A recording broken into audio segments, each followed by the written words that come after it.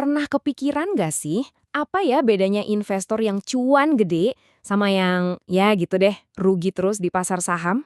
Ternyata ini bukan soal hoki-hokian loh, ini semua tentang mindset. Nah, hari ini kita bakal bongkar habis-habisan rahasianya. Yuk kita mulai? Nah, ini nih pertanyaan yang kayaknya menghantui banyak banget dari kita. Kenapa ya investor retail, orang-orang biasa kayak kita-kita ini, kok kayaknya lebih sering boncos daripada untung? Tenang, Anda nggak sendirian kok ngalamin ini. Yuk kita coba cari tahu bareng-bareng apa sih akar masalahnya. Coba deh bayangin, punya portofolio 1 miliar rupiah. Terus, jelek, dalam sekejap hilang setengahnya pas pasar rontok gara-gara COVID. Gila kan? Ini bukan cerita rekaan loh, ini pengalaman nyata narasumber kita. Dan momen super pahit inilah yang akhirnya benar-benar mengubah total cara dia mandang investasi. Oke, jadi dalam beberapa menit ke depan, kita bakal ngikutin perjalanan seorang investor. Kita mulai dari dilema yang sering banget ngejebak kita semua, terus kita bedah psikologi di balik FOMO, sampai akhirnya kita nemuin kekuatan super dari sabar dan compounding. Nggak cuma itu, kita juga bakal bongkar mitos soal info orang dalam, dan yang paling penting, kita bakal susun strategi baru biar kita bisa jadi pemenang.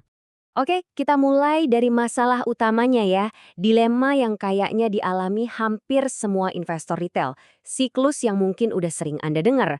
Kejar pucuk, akhirnya malah bayar mahal. Nah, ini dia nih biang keroknya, FOMO atau Fear of Missing Out. Tahu kan, perasaan cemas, gelisah pas ngeliat harga saham terbang tinggi, sementara kita cuma jadi penonton. Ini bukan lagi soal logika, ini murni emosi. Rasa takut ketinggalan kereta cuan yang akhirnya bikin kita ngambil keputusan yang gegabah banget. Dan dari FOMO tadi, lahirlah siklus yang menghancurkan ini. Coba perhatiin polanya deh. Investor retail itu cenderung baru beli pas sebuah saham lagi viral, lagi rame-ramenya dibicarain, dan harganya ya udah dipucuk. Terus, giliran harganya mulai turun dikit, mulai koreksi, langsung panik, nggak berani beli lagi, malah mungkin cut loss. Pola ini tuh keulang terus, dan hampir pasti ya ujung-ujungnya rugi. Sekarang, yuk kita bandingin dua dunia yang beda banget. Beda bumi dan langit deh. Ada perbedaan yang super mendasar antara cara mikirnya investor retail dengan para profesional atau yang sering kita sebut market maker. Mereka itu seolah-olah main pakai buku aturan yang benar-benar beda. Coba lihat deh pemicu aksinya. Pas ada berita bagus keluar, semua media ngomongin, grup-grup heboh, investor retail baru tuh bereaksi. Langsung HK alias membeli. Nah, sebaliknya, para profesional atau market maker malah ngelihat ini sebagai momen emas buat menjual. Loh kok gitu? Ya karena mereka udah masuk dari kapan tahu, jauh sebelum beritanya heboh. Sekarang, ya waktunya mereka panen untung. Perbedaan penting lainnya, jangka waktu berpikirnya.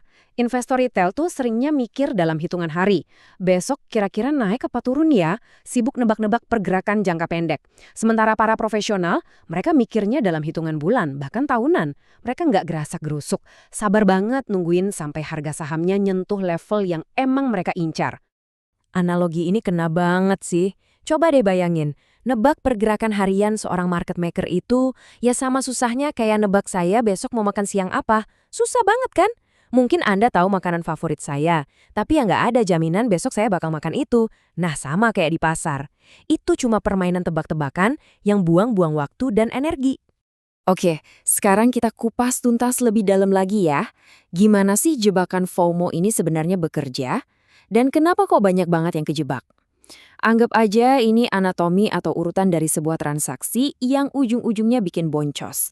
Skenarionya tuh hampir selalu sama kayak deja vu. Gini nih ceritanya. Awalnya ada satu saham yang adem ayem, sepi, terus pelan-pelan harganya mulai merangkak naik. Nggak lama kemudian, boom, saham itu viral, diomongin di mana-mana. Nah, disinilah jebakannya. Kena dorong FOMO, Anda akhirnya beli di harga paling tinggi. Dan ya, bisa ditebak dong lanjutannya. Nggak lama kemudian, harganya koreksi, anjlok, dan Anda nyangkut deh di atas. Terus kalau cara tadi salah, gimana dong cara yang benar?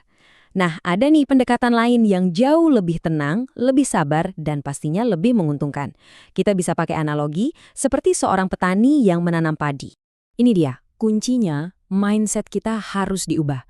Jadilah seorang petani, jangan jadi penjudi. Petani itu gimana? Dia menanam benih pas musimnya tepat, pas kondisinya sepi, pas belum ada yang ngelirik. Sama, kita juga gitu, lakukan riset, beli saham bagus di harga yang masuk akal, terus ya udah tinggal tunggu dengan sabar sampai waktunya panen tiba. Dan mesin penggerak di balik kesuksesan jangka panjang ini adalah compounding atau efek bunga bergulung. Gampangnya gini, ini adalah proses di mana keuntungan investasi Anda mulai menghasilkan keuntungannya sendiri. Kayak bola salju deh, awalnya kecil, tapi makin lama digulung, makin gede dan gede. Nah begitulah cara kekayaan bisa tumbuh secara eksponensial, yaitu dengan terus-menerus menggulung kembali keuntungan yang didapat. Oke, sekarang kita lanjut ke topik yang gak kalah penting. Kita akan bongkar sebuah mitos yang bahaya banget dan sering jadi jebakan buat investor pemula. Apa itu? Keyakinan buta sama yang namanya tips orang dalam atau info-info bocoran. Bahkan sekelas Warren Buffett aja pernah bilang loh, salah satu cara paling cepat buat bangkrut di pasar saham itu ya dengan ngikutin info orang dalam. Kenapa bisa gitu? Karena keputusan investasi Anda jadi nggak berdasarkan analisis fundamental perusahaan yang kuat, tapi cuma modal percaya buta sama omongan orang. Bahaya banget kan? Coba deh pikirin. Logikanya gini, kalau sebuah perusahaan itu emang beneran bagus banget, prospeknya cerah banget, ngapain mereka repot-repot jualan cerita ke investor retail ke kita? Perusahaan yang beneran luar biasa itu nggak perlu koar-koar. Investor-investor kakap juga bakal datang sendiri kok buat nanam modal. Oke, nah dari semua obrolan tadi, sekarang mari kita rangkum jadi sebuah strategi baru yang bisa langsung Anda terapkan. Anggap aja kita lagi main game, tapi kali ini dengan aturan main yang baru. Ini dia aturan main nomor satunya, yang paling penting. Waktu terbaik untuk membeli adalah sebelum saham itu jadi buah bibir. Jadi, pas sebuah saham udah masuk berita, udah viral di mana-mana, itu bukan sinyal buat beli. Itu justru sinyal buat mereka yang udah di dalam buat panen. Seharusnya posisi kita itu udah di dalam dari awal, bukan baru mau ikutan pas pestanya udah mau selesai. Dan ini satu hal yang perlu kita ingat, dan ini sebenarnya bikin lega oh. Pasar saham itu pada dasarnya adil. Investor retail bisa rugi, market maker bisa rugi, bahkan pemilik perusahaannya pun bisa rugi. Aturannya cuma satu dan berlaku buat semua orang, nggak pandang bulu. Siapapun yang membeli di harga paling puncak, dialah yang kalah. Sesimpel itu. Jadi sebagai penutup, coba deh sekarang tanya ke diri sendiri. Selama ini, apakah cara main Anda itu sibuk menebak-nebak langkah pemain lain dari hari ke hari?